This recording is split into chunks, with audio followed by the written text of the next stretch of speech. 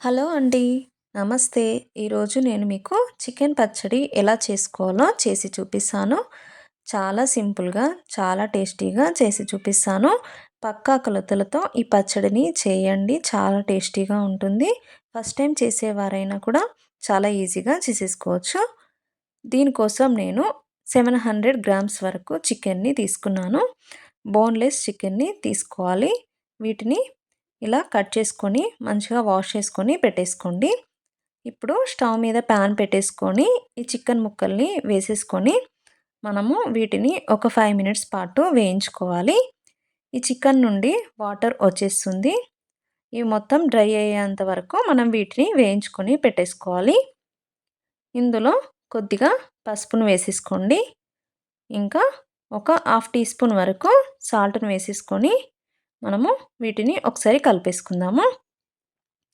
ఇలా కలుపుకున్న తర్వాత మూత పెట్టేసుకొని ఒక 5 మినిట్స్ పాటు కుక్ చేసుకోండి. చికెన్ నుండి వాటర్ బయటకొచ్చేస్తాయి. 5 మినిట్స్ తర్వాత మూత తీసేసుకొని చూసేసుకుందాం. చూడండి, వాటర్ వచ్చేసినాయి. ఈ వాటర్ మొత్తం లేకుండా డ్రై అవ్వాలి చికెన్ మొత్తం. చూడండి, ఈ విధంగా వాటర్ మొత్తం పోయేంత వరకు మనము చికెన్ ముక్కల్ని ఫ్రై చేసేసుకోవాలి. ఇప్పుడు వీటిని ఒక గిన్నెలోకి వేసేసుకొని ఇదే ప్యాన్‌లో ఆయిల్‌ని వేసేసుకోవాలి. 700 గ్రామ్స్ చికెన్‌కి 250 గ్రామ్స్ వరకు ఆయిల్‌ని వేసేసుకోండి. కరెక్ట్‌గా సరిపోతుంది. ఈ ఆయిల్ మంచిగా హీట్ అయిన తర్వాత ఈ చికెన్ ముక్కల్ని వేసేసుకొని ఫ్రై చేసేసుకోండి. ఒకేసారి మొత్తం వేయకుండా కొద్ది కొద్దిగా వేసేసుకుంటూ ఫ్రై చేసేసుకోవాలి.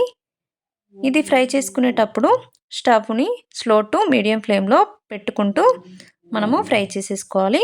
అప్పుడే ముక్క లోపలి వరకు మంచిగా కుక్ అవుతుంది. చూడండి, ఇవి కాస్త కలర్ చేంజ్ అవ్వాలి. ఇలా బ్రౌన్ కలర్‌లోకి వచ్చేంత వరకు ఫ్రై చేసేసుకోండి. మరి ఎక్కువగా ఫ్రై అయినా కూడా ముక్క అనేది గట్టిగా అవుతుంది. ఇలా మిగతా చికెన్‌ని కూడా ఫ్రై చేసేసుకోవాలి. చూడండి, ఈ విధంగా ఫ్రై చేసేసుకొని పక్కన పెట్టేసుకోండి. ఇప్పుడు మనము అదే ఆయిల్‌లో ఒక 1 కప్ వరకు అల్లం వెల్లుల్లి పేస్ట్‌ను వేసేసుకోండి. ఇది ఫ్రెష్‌ది వేసేసుకోండి. చికెన్ పికిల్ చాలా టేస్టీగా ఉంటుంది. ఇది వేసుకున్న తర్వాత దీనిని పచ్చివాసన పోయేంత వరకు ఫ్రై చేసేసుకోవాలి. ఇప్పుడు ఇందులోనే పావు టీ స్పూన్ వరకు మెంతి పొడిని వేసేసుకోండి. మరీ ఎక్కువగా వేసేసుకోకండి. ఒక పావు టీ స్పూన్ సరిపోతుంది. ఇది వేసుకున్న తర్వాత ఒకసారి కలిపేసుకొని ఇప్పుడు చికెన్ ముక్కల్ని వేసేసుకుందాము. ఇప్పుడు ఒకసారి కలిపేసుకోండి. ఇప్పుడు మనం ఇందులో కారాన్ని వేసేసుకోవాలి.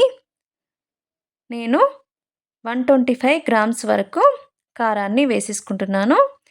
ఇది పచ్చడిలో వేసేసుకునే కారము. ఇందులో సాల్ట్ ఏమీ ఉండదు. అందుకే మనము సాల్ట్ కొద్దిగా ఎక్కువగా వేసేసుకోవాలి. మామూలు కారం అయితే సాల్ట్‌ని తగ్గించి వేసేసుకోండి. నేను 100 గ్రామ్స్ వరకు సాల్ట్‌ని వేసేసుకుంటున్నాను. ఇంకా 1 టీ స్పూన్ వరకు గరం మసాలా, 1 టీ స్పూన్ వరకు ధనియా పౌడర్‌ని వేసేసుకొని ఈ పికిల్‌ని కలిపేసుకోవాలి. ముక్కలకి మంచిగా పట్టేలాగా ఒకసారి కలిపేసుకొని ఒక 2 మినిట్స్ పాటు ఉంచేసుకొని స్టవ్ ఆఫ్ చేసేసుకోవడమే. అంతేనండి, స్టవ్ ఆఫ్ చేసేసుకోండి. ఇది మొత్తం చల్లారిన తర్వాత ఇందులో నిమ్మరసాన్ని పిండేసుకోవాలి. ఒక పెద్ద నిమ్మరసాన్ని పిండేసుకోండి. ఇది వేసుకున్న తర్వాత ఒకసారి కలిపేసుకోవాలి. అంతేనండి, చాలా సింపుల్‌గా చేసేసుకోవచ్చు. ఈ పచ్చడిని నెక్స్ట్ డే టేస్ట్ చేస్తే చాలా బాగుంటుంది. తప్పకుండా ట్రై చేయండి. చాలా సింపుల్‌గా, చాలా టేస్టీగా చేసేసుకోవచ్చు. వంట రాని వాళ్ళు కూడా చేసుకునే అంత ఈజీగా చేసి చూపిస్తాను. తప్పకుండా ట్రై చేయండి. ఈ వీడియో మీకు నచ్చితే ప్లీజ్ లైక్ చేయండి. Thank you for watching.